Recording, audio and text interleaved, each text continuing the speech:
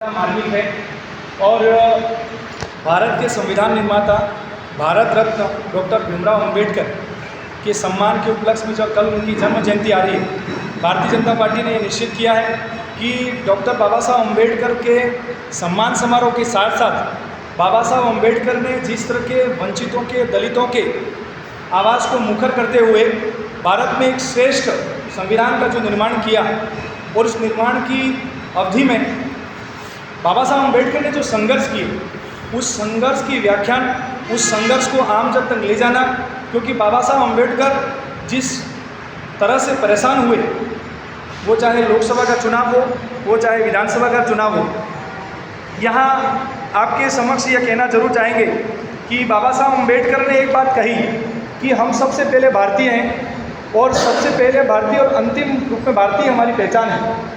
तो कितनी बड़ी बात है कि बाबा साहब ने किसी भी तरह से जाति, ऊंच नीच, भेदभाव को निष्पक्ष रहते हुए भारत को एक श्रेष्ठ संविधान निर्माता के रूप में, एक लोकतंत्र के रूप में स्थापित किया।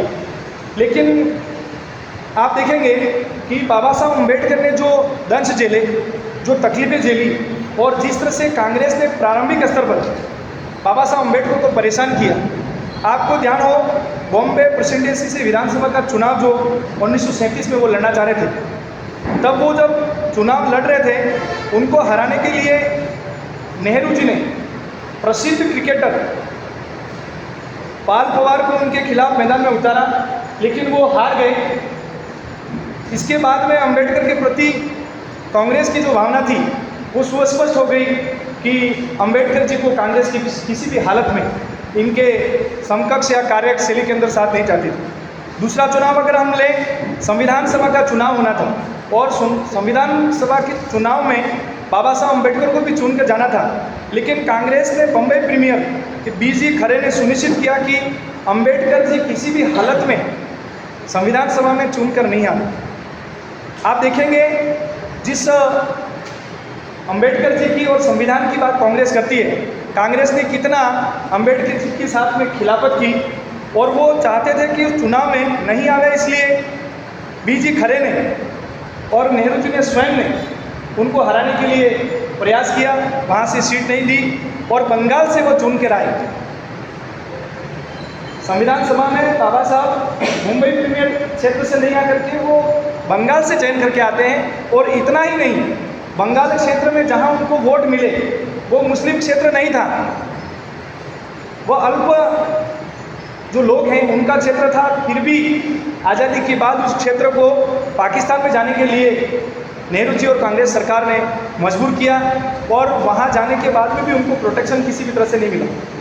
हम आते हैं 1952 के चुनाव को लेकर, जब जहाँ से बंगाल से जीतकर बाबा साहब अंबेडकर आए, वहाँ के लोगों को, वहाँ के क्षेत्र को जब पाकिस्तान में भेजने का निर्णय किया तो बाबा साहब अल्पमत में आए, वापस पुनः चुनाव हुआ।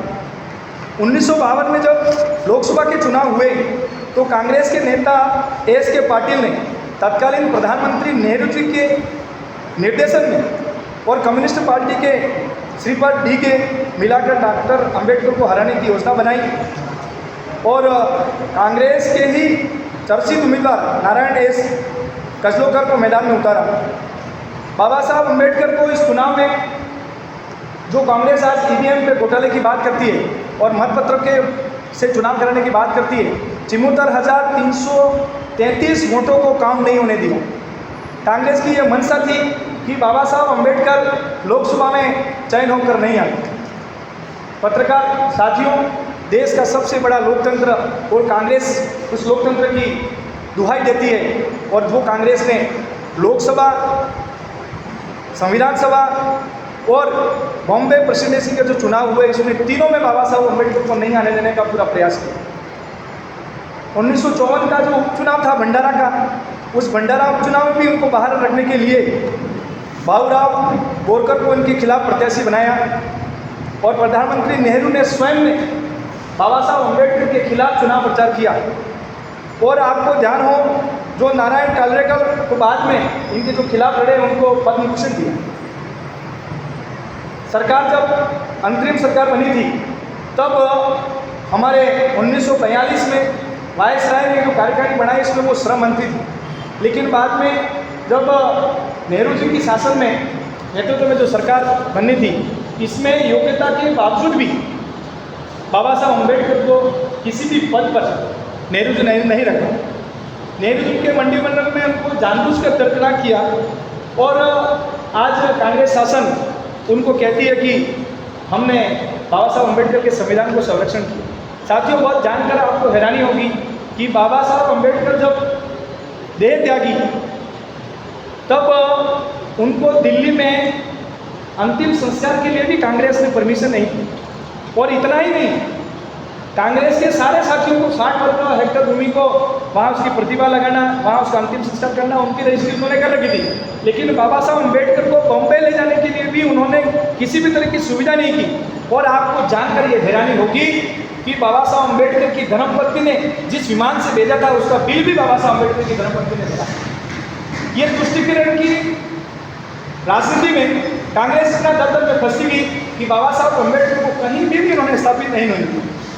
दूसरी बात करें, कांग्रेस ने डॉक्टर भीमराव अम्बेडकर की मूर्ति का किसी भी प्रकार से मूर्ति का कहीं स्थापना या उनके तस्वीर को भी लोकसभा के केंद्रीय सभागार में यह कहकर मना कर दिया कि स्थान नहीं है।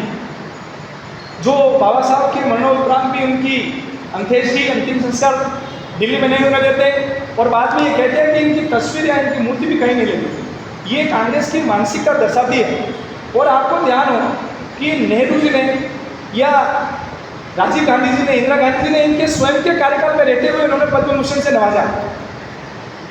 माँ ने बेटे को, बेटे ने माँ को, और परिवार में उन्हें पद्म भूषण का श्रृंखला लगाई। लेकिन देश के संविधान निर्माता और दलितों, वंचितों को, भारत को एकीकरण करके बेहतर संविधान देने वाले बाबा साहब अम्बेडकर के पद्म भूषण से सम्मान करें, सरकार, कांग्रेस सरकार के कहीं ख्याल में नहीं आया। आपको ध्यान होगा, नेहरू जी ने, इंदिरा जी ने के कार्य के दौरान इन्होंने स्वयं में तो दिया, लेकिन कभी अम्बेडकर जी की बात याद नहीं आई।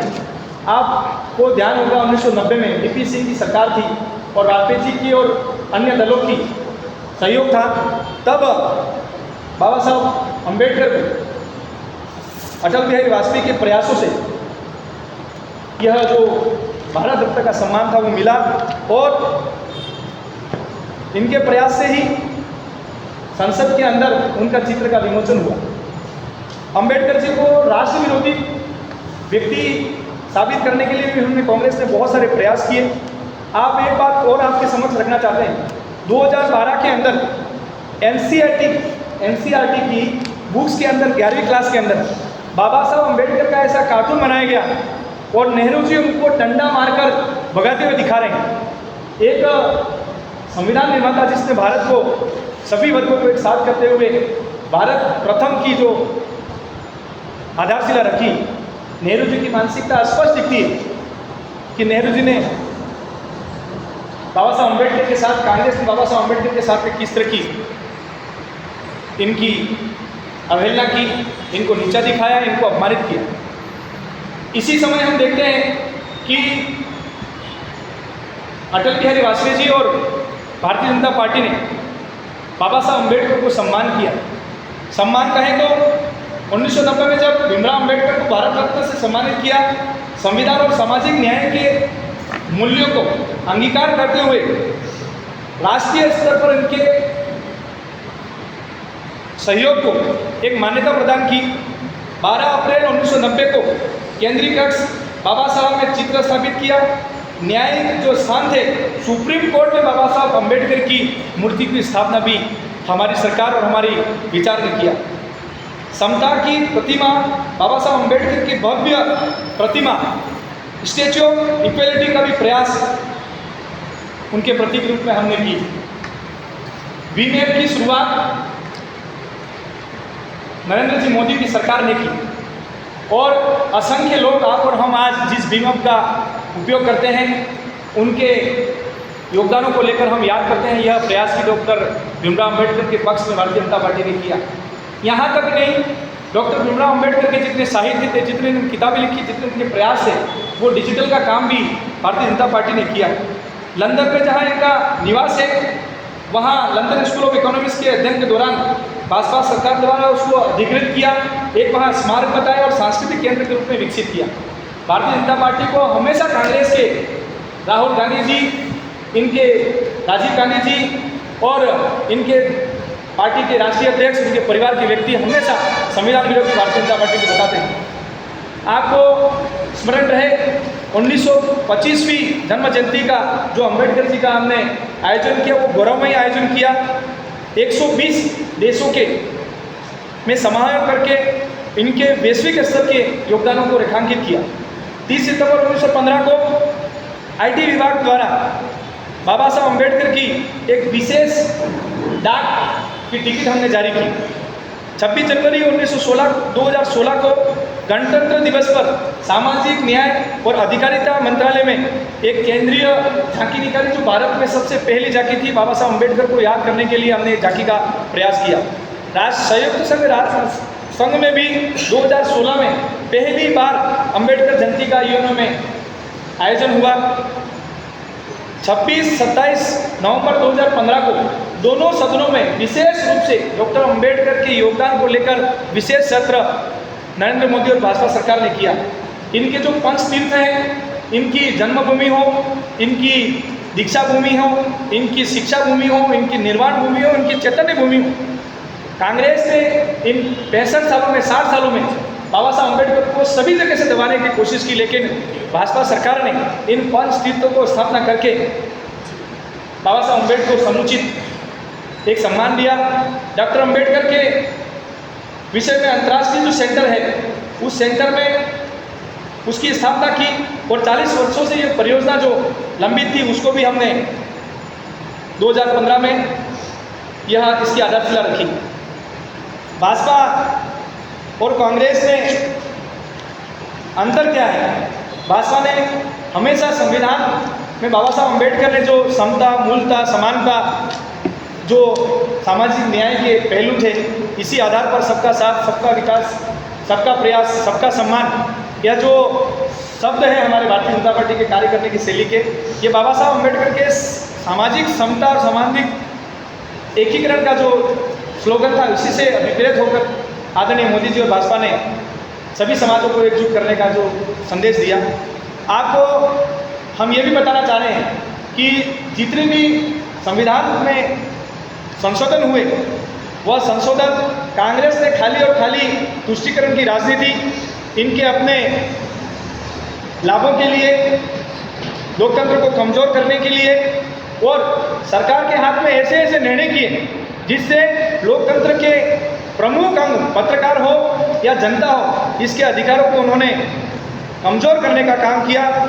10 मई 1951 को अंतरिम सरकार के दौरान संविधान में संशोधन में बिल लाया गया और ये कहा कि सरकार अगर किसी बात का संशोधन करती है तो किसी न्यायालय को या किसी जनता को इसमें वापस पिटीशन करने का हक नहीं है।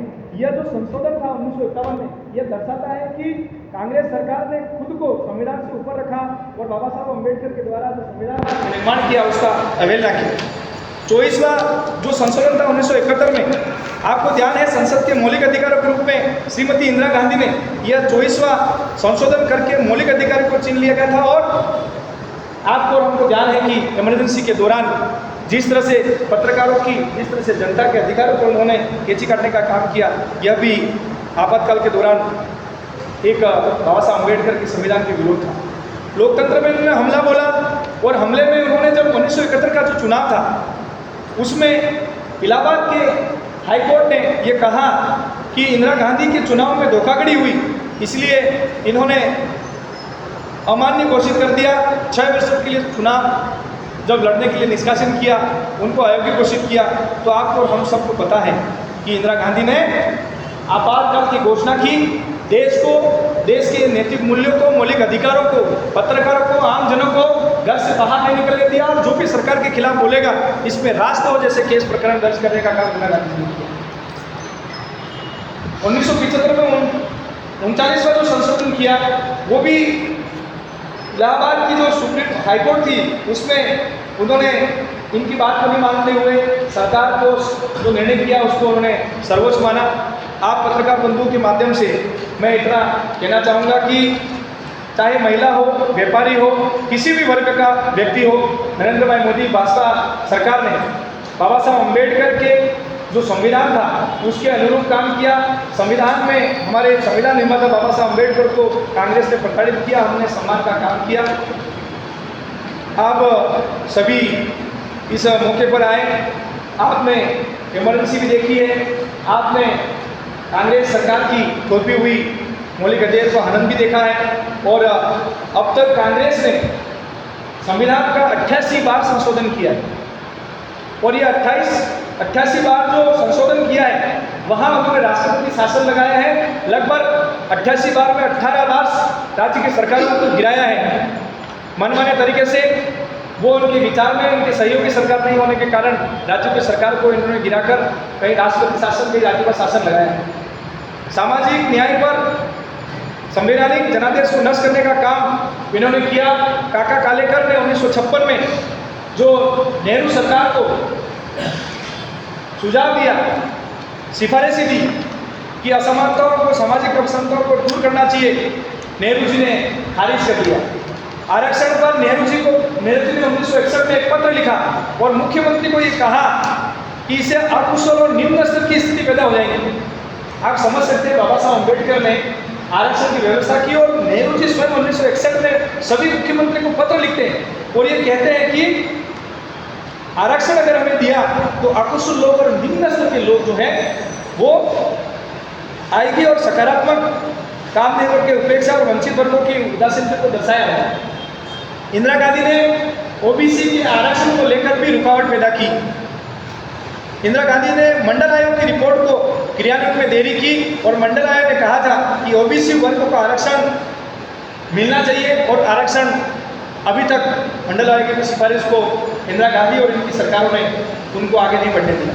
राजीव गांधी के द्वारा एससी के वर्गों को, अनुसूचित वर्गों को 1995 में लगभग 2.5 घंटे तक इन्होंने भाषण दिया और मूर्खों को बढ़ावा देने जैसी बात उन्होंने कही। आपको ध्यान होगा, इंदिरा गांधी, राजीव गांधी, मंडल आयोग, काका कालेकर, एससी का रिजर्वेशन, ओबीसी का रिजर्वेशन और धर्म के आधार पर आरक्षण की जो योजना कांग्रेस ने की वह तुष्टिकरण और राजनीति के सिवा और कुछ भी नहीं था। अल्पसंख्यक स्थाना की जो उन्होंने स्थापना की 1981 और 1911 में, यह धर्म के आधार पर ही शिक्षा का था। इसमें अलीगढ़ मुस्लिम विश्वविद्यालय और जामिया मिलिया इस्लाम को अल्पसंख्यक का दर्जा देते हुए धर्म के आधार पर शिक्षा और धर्म के आधार पर आरक्षण की नींव जो रखी वो कांग्रेस सरकार ने रखी। साहबानों का केस हो, उन्होंने महिलाओं को न्याय देने के लिए भी, जो साहबानों का केस अगर आप पढ़ेंगे 1985 के अंदर, तो साहबानों केस में महिलाओं के प्रति तुष्टिकरण और न्याय के प्रति इनकी सजगता दिखती है। समान नागरिकता कानून हो, इसमें भी बाबा साहब अम्बेडकर ये चाहते थे कि यूसीसी लागू हो, राष्ट्रीय एकता और सामाजिक न्याय के लिए यह बहुत जरूरी था। यूसीसी के विरोध में कांग्रेस ने व्यक्तिगत कानूनों को आगे रखा और देश के कानून को उन्होंने पीछे रखा। कांग्रेस ने लोकतांत्रिक संस्थाओं को कमजोर किया, चाहे निर्वाचन आयोग हो या न्यायपालिका हो या वित्त आयोग हो या राष्ट्रीय सलाहकार परिषद हो, इन सब का गठन में उन्होंने देरी की, जिससे जनता को, आम लोगों को इनके हकों और अधिकार रखने का पक्ष मिलता था, वो उन्होंने नहीं रखा। सबसे बड़ा उदाहरण धारा 370 को लगाकर जिस तरह से भारत के अहम हिस्से को भारत से अलग रखा। आप और हम जानते हैं कि 370 लगने के बाद एक ही देश में 2 झंडे और 2 प्रधानमंत्री, यह रचना नेहरू जी की और कांग्रेस की जिस तरह की तुष्टिकरण की राजनीति को दिखती है। पंचायती राज में पंचायती राज के एक्ट को लाने की देरी हो, ऐसे असंख्य जो दोहरे चरित्र हैं, बाबा साहब अम्बेडकर की उपेक्षा, उनका अपमान और लोकतंत्र का अपमान, संवैधानिक संस्थाओं को कमजोर करना, बाबा साहब अम्बेडकर के कार्टून बनाना, आरक्षण के विरोधी करना, काका कालेकर की मंडल आयोग की सिफारिश को देर से लागू करना, यह सभी चीज़ें अम्बेडकर जी के प्रति कांग्रेस का रवैया दिखाते हैं कि किस तरह से अम्बेडकर जी को किसी भी तरह से संविधान सभा हो, लोकतंत्र हो, सभी तरह में बाबा साहब अम्बेडकर को दरकिनार किया, इनका अपमान किया। मैं आज प्रेस के माध्यम से भारतीय जनता पार्टी, नरेंद्र मोदी सरकार और संविधान के समर्थ में हमने जो काम किया उसको रखने के लिए आप सबको आमंत्रित किया था।